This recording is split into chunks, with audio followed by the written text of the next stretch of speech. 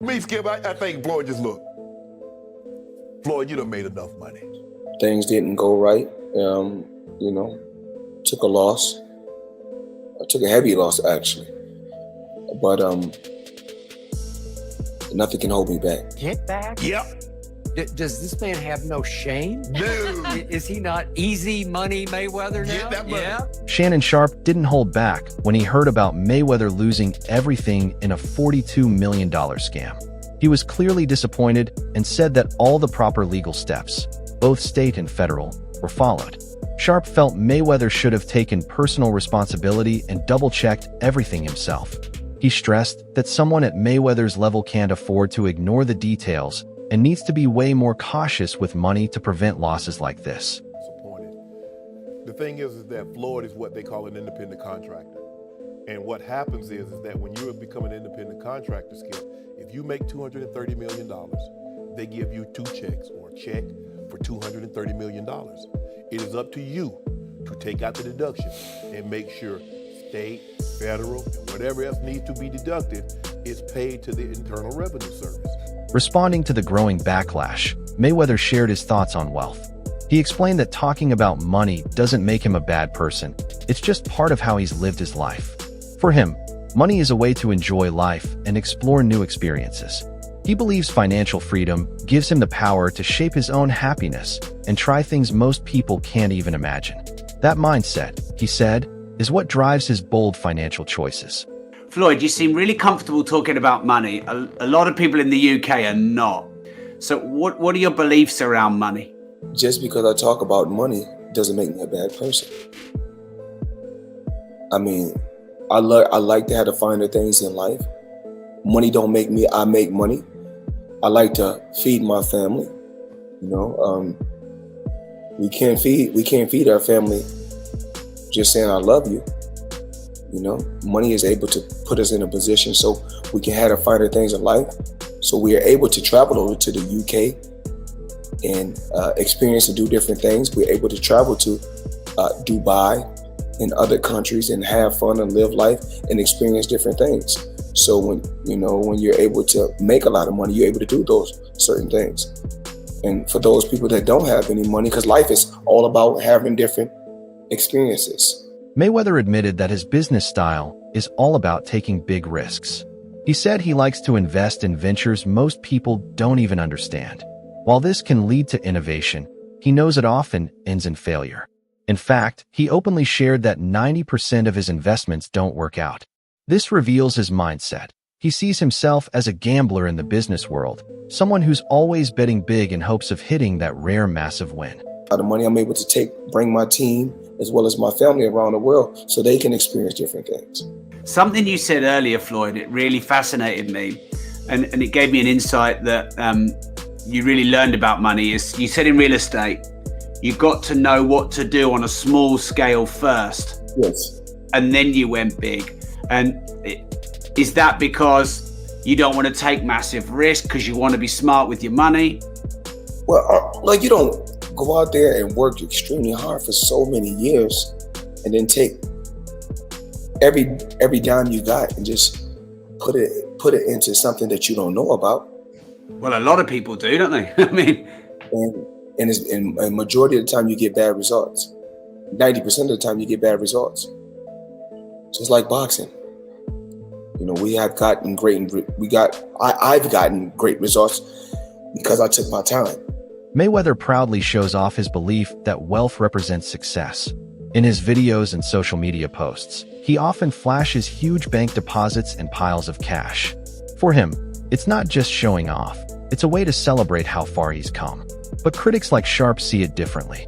They worry that this constant focus on displaying money could take attention away from making smart financial choices. The Money Man is getting ready. Super Bowl weekend, Las Vegas. We had to get the ones. Make it rain. I need everybody. I mean everybody. At Girl Collection, Thursday, Friday, Saturday, Sunday, the Super Bowl, or whoever win or lose, it don't matter. I need everybody there. Girl Collection. Yeah.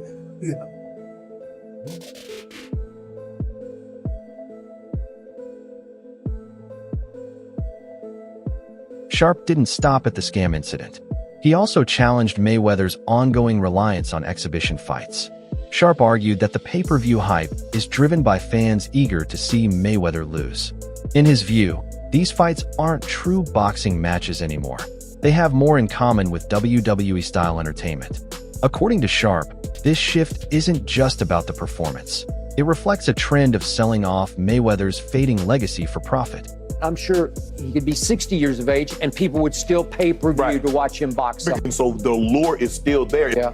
They want to see Floyd get beat, even if it's somebody that's not a name that man, a YouTuber did something that a world champion couldn't do. Yeah. Didn't? Yes. No. But I saw Floyd Mayweather get knocked down. But at what point does Floyd have enough money not to stoop to do these exhibitions? But at some point, there is athletic dignity attached to 50-0, and that's the allure of this. Yeah. It's the equivalent of, okay? And the people that they're putting him in there with can't put him in harm's way. No, So he doesn't see, like, like you said, I watched this ruckus on Twitter. I was like, what? Like, oh my goodness. Okay. It definitely was like that. Sharpe kept the criticism going by pointing to Mayweather's exhibition fight with Logan Paul, calling it undignified for a boxing legend. He said Mayweather showed no shame in stepping into these kinds of matches just for the paycheck. For Sharpe, it all comes down to one thing. Mayweather is choosing money over legacy and respect. He questioned why someone who reached the top would risk their reputation for quick cash. But in his eyes, the answer is clear. Money comes first for Mayweather. Get back? Yep. Does this man have no shame? No. Is he not easy money Mayweather now? Get that money. Yeah.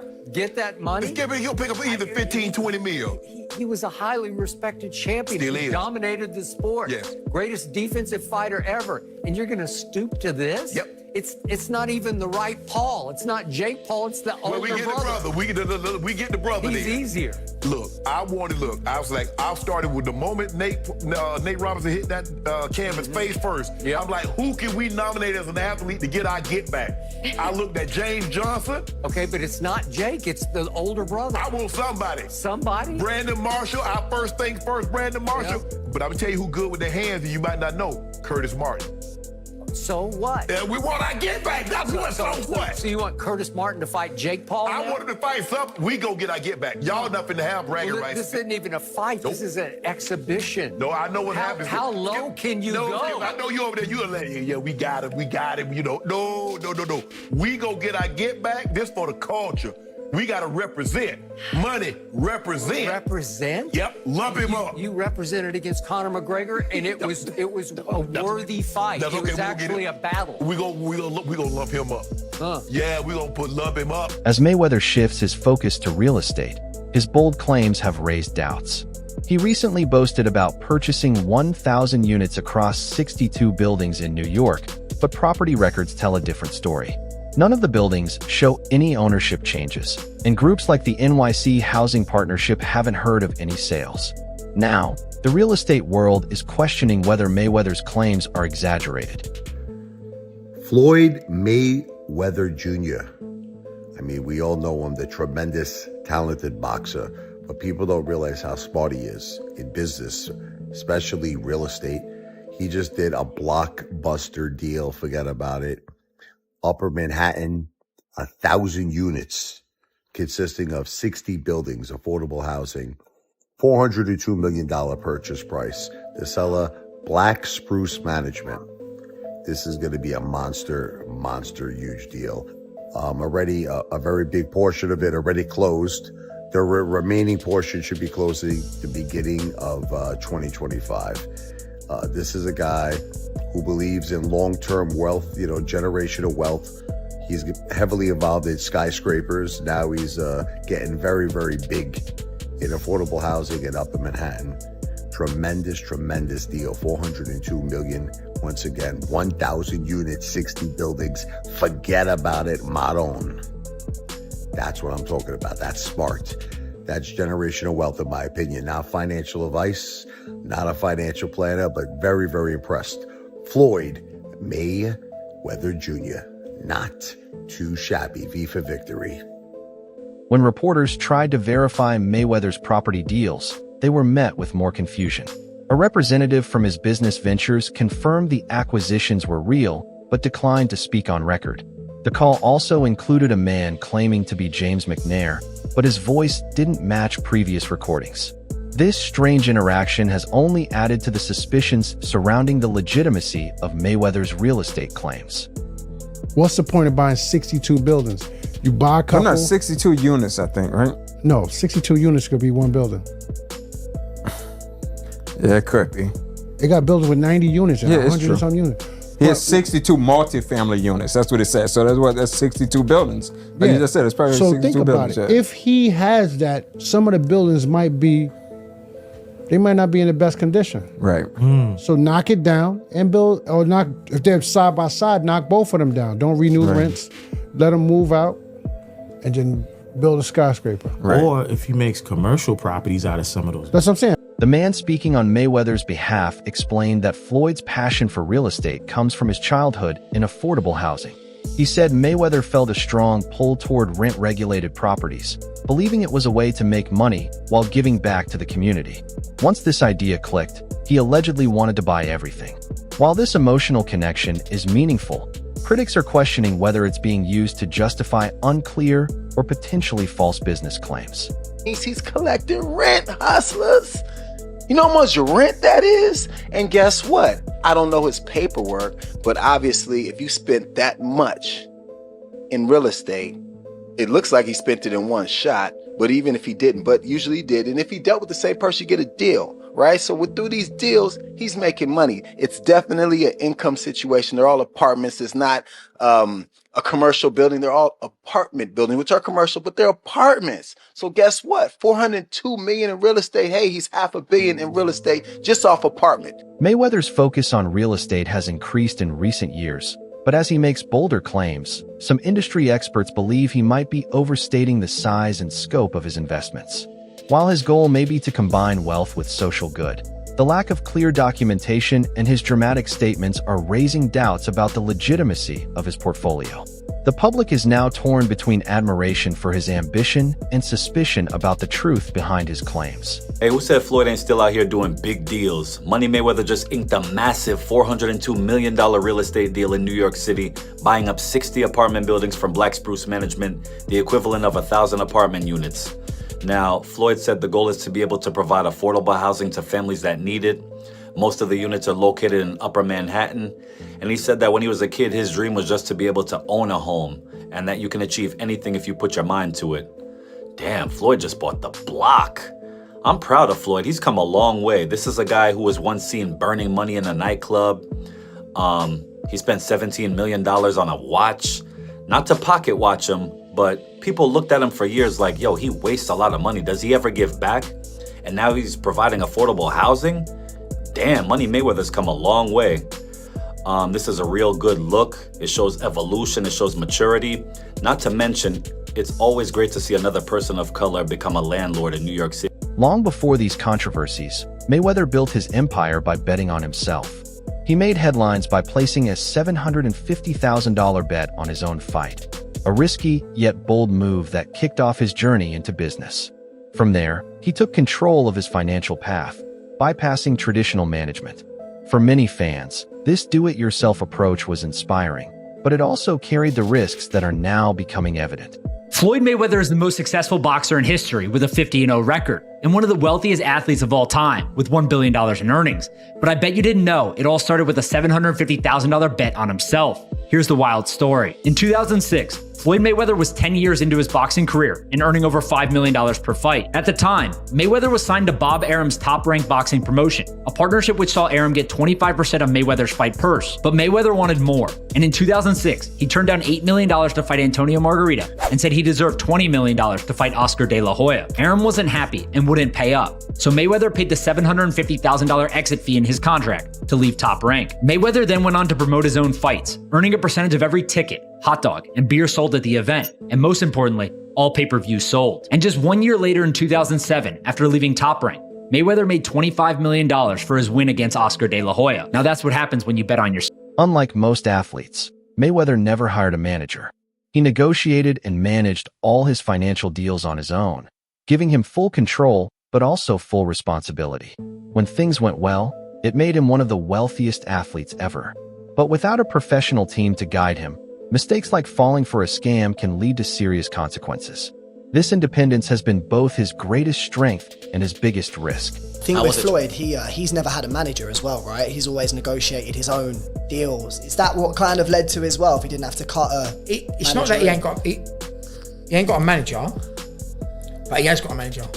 So he's can't remember his name now. So he's got a man, an elderly fella that's always with him, and but he does everything goes through him, everything. Floyd ain't very clever, believe me. But training wise, the man's a genius, and it's hard work, dedication. Don't matter how good you are. I mean, I am world class as an athlete, but I never trained like the top boys. I just thought, don't worry, because I love a row, I love the fighting. Let's just turn up. Yeah. I mean, but after 3-4 rounds, if I ain't knocked you out, got sting coming at my ass. Mayweather often compares his rise to today's era, saying it was much harder to build influence back then.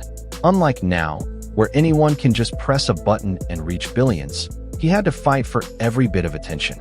He believes that struggle is what made his impact more genuine. However, critics argue that he's now relying too much on his past reputation, while making decisions that could end up damaging it. Taylor Swift. Probably Taylor Swift. Yeah? Taylor Swift didn't come up in the same era as me. But I don't know if Taylor Swift can be relevant. Almost 30 years. I was around, but the Floyd effect, the Taylor Swift effect. Yes. Like, you both have maximized and pushed the envelope and really just set the bar for everybody else that's coming after you. But in today's time, there's different. You can push one button and 8 billion people can see it. Yeah. Right. Remember how I got to the top. I had to grind. I had to wrap vehicles, take them across country with my face on it. I go a month straight doing interviews every day from morning to night to build myself. Yeah. So I come from nothing, but now push a button, push a button, push a button, and all you gotta do is sit back and watch. If I had a head start like these fighters nowadays, man, what? I have every belt in box. Floyd Mayweather has stated that he makes about $30 million a month, totaling billions annually, more than even Bill Gates. Even after retiring, Mayweather is still pursuing money through exhibition matches. For many fans, the biggest payday would come from a rematch with Conor McGregor, a fight that could bring in huge numbers and tons of attention. But the big question is whether it's worth risking damage to his legacy. This is something both fans and critics are keeping a close eye on. What would be the value in seeing it a second time? The first one wasn't bad, but the whole thing was this notion of suspense and unpredictability, and what would it be? Well, you got to see what it was. He got marched down and beaten up. Yeah, it seems like Floyd might realize within himself that that's the last giant money fight he can make. It would have to be as close to a real fight as possible. I mean, it's a Conor who can still throw his hands, although to your point, the brand is damaged and, he needs a win badly in the UFC to revive that. But I wonder if Floyd at 45 is saying to himself, if I've got to fight one more time, a real fight, and that Logan fight was weird, and Floyd, I think, didn't expect to have to navigate it the way he did. I wonder if Floyd thinks this is it. But even that could be a trap fight for him, Luke, because of his age. You never know, okay? But to your point, it's hard to get amped up for it unless one or both of them is sort of riding a certain level of momentum. That's a wrap for today's video. Stay tuned, and until next time.